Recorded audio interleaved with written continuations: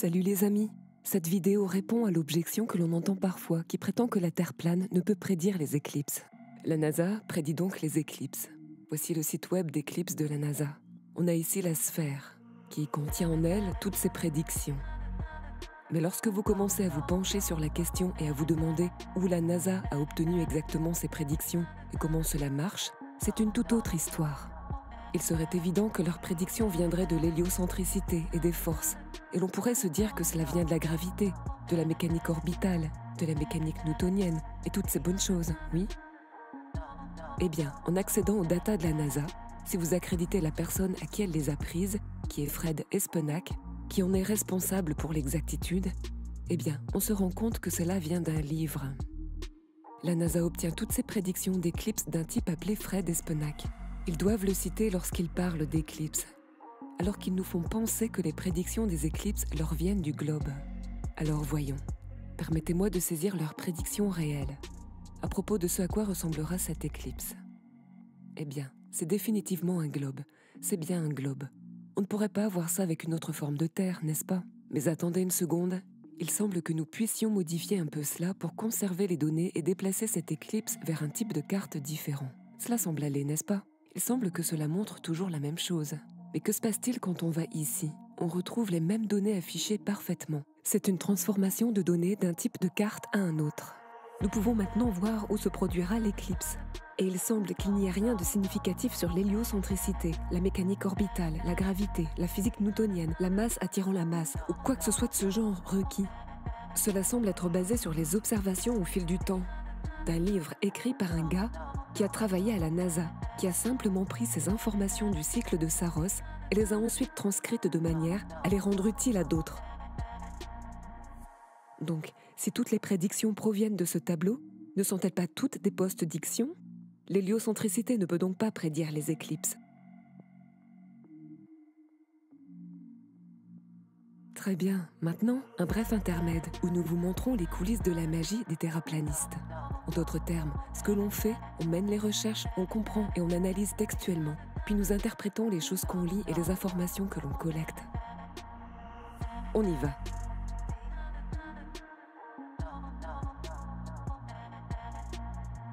Voyons d'où nous avons obtenu nos informations. Tout cela vient des livres que nous lisons, les amis. Nous lisons des livres. Alex Gleason en a écrit un. Nous l'avons lu, et dans ce dernier, il décrit toutes ces choses merveilleuses pour vous.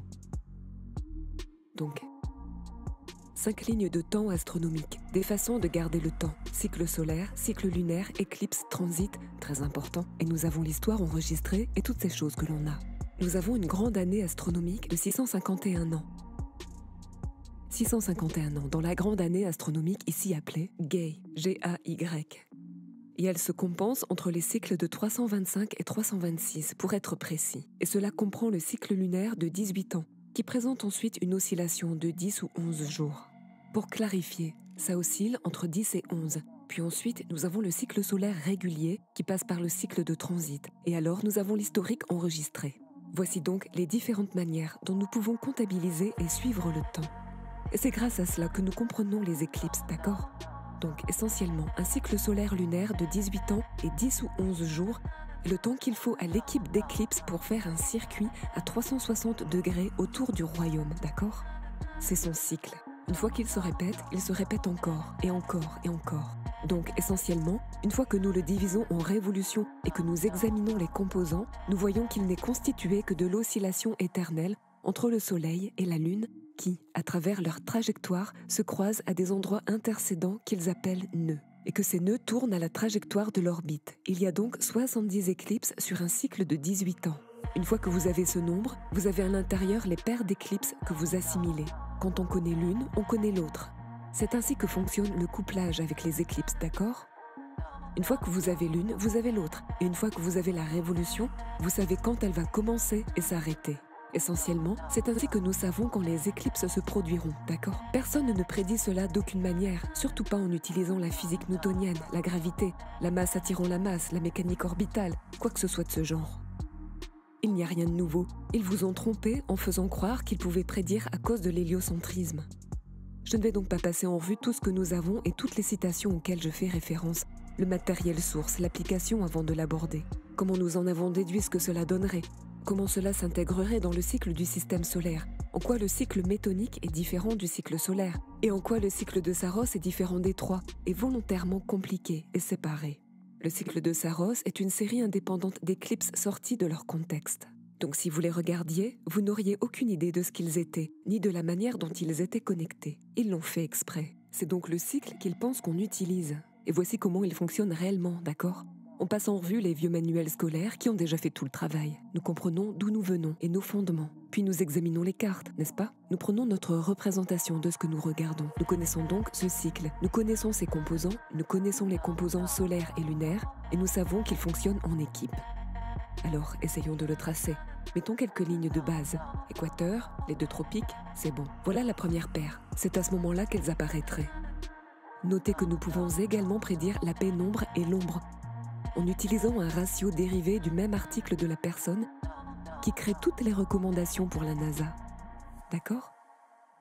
Donc rien n'est prédit. Très bien. Nous avons donc la première paire, la deuxième paire, la troisième paire, la quatrième paire, quelques autres paires qui arrivent. 2 points à la fois. Nous prédisons le cycle. Voyez comment ça évolue en cercle? Voyez comment il se complète de manière hyperbolique simultanément? Nous avons maintenant un cercle. Maintenant nous avons le reste. Hop. Maintenant nous avons le reste du cercle. Nous avons maintenant tout le cycle d'éclipse de 18 ans avec les paires de 70 entre les deux. 70 points, toutes les paires. Super facile. Et puis nous pouvons traduire cela et prédire à perpétuité quand une éclipse se produira. Waouh! Comment est-ce arrivé? Cela devait être de l'héliocentricité. Vous avez dû le louper, rembobiner. On fait la même chose avec le cycle solaire, d'accord? Nous obtenons la même équivalence. Nous découvrons que c'est un peu plus propre que la Lune. Nous utilisons ces deux éléments en tandem, en oscillation. Ça fait ce genre de danse qui aboutit à une oscillation semi-dinale, où elles intercèdent d'avant en arrière à travers les intersections des nœuds lunaires. Cela crée également la fréquence harmonique des marées et une oscillation semi-diurne. Et puis nous avons cette fonction d'horloge que nous pouvons voir lorsque nous alignons les éclipses. Mais encore une fois, nous avons ici un cycle lunaire complet tracé sur la carte et nous pouvons voir l'oscillation qu'il prendrait en tournant, n'est-ce pas? Nous pouvons donc simplement prendre toutes les éclipses et avoir l'oscillation telle qu'elle tournerait et nous pouvons voir à quoi elle ressemblerait. Nous pouvons donc simplement vous dire que nous avons prédit toutes ces choses, alors qu'en réalité, nous les avons post-dites, n'est-ce pas? Nous avions le cycle. Je vais juste les dessiner indépendamment.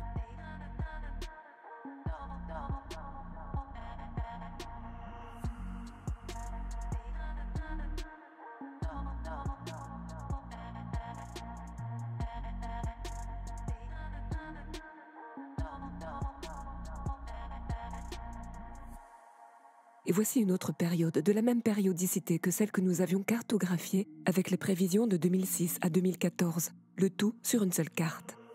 Super facile. Ils aiment l'étaler sur la Mercator, pour vous garder déconcertés et sur vos gardes. Encore une fois, plus de la même périodicité de ce cycle qui apparaît ici, soutenu par Gleason, ici avec une petite compilation. Soit dit en passant, toutes ces dates se trouvent dans le livre de Gleason.